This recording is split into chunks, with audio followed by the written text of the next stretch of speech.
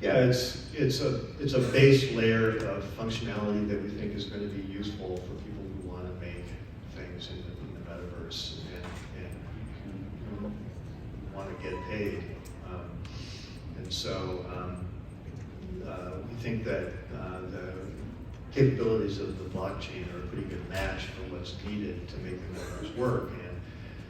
And adoption hasn't been all that it could be because a lot of times these systems are difficult to use and just not smoothly integrated with the way game makers and creatives go about their day-to-day work. So we believe that by starting with a new chain that works and that has some optimizations that are aimed at metaverse applications, and then on top of that, building SDKs and so layers that make it more addressable and more usable for everyday content creators and users, that it'll help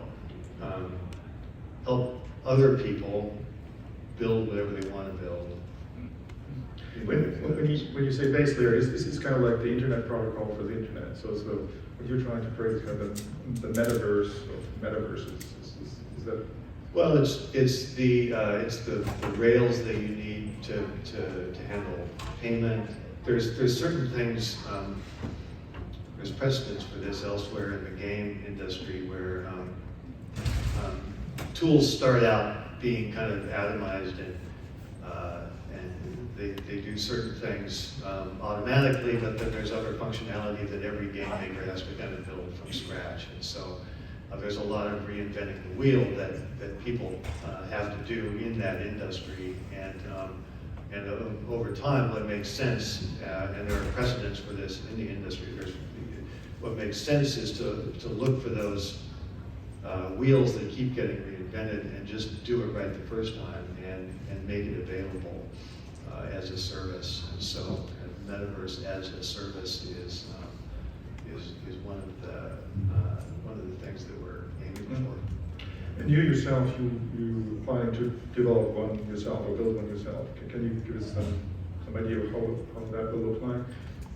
Yeah, in the game industry, there's a distinction commonly made between first-party and third-party content, which implies there must be second-party content too, but you don't hear as much about that. But third-party is anyone, if you're, say you're Epic and you make a game engine, well, the whole point of a game engine is that anyone who wants can pick it up and use it to make a game. That would be third-party.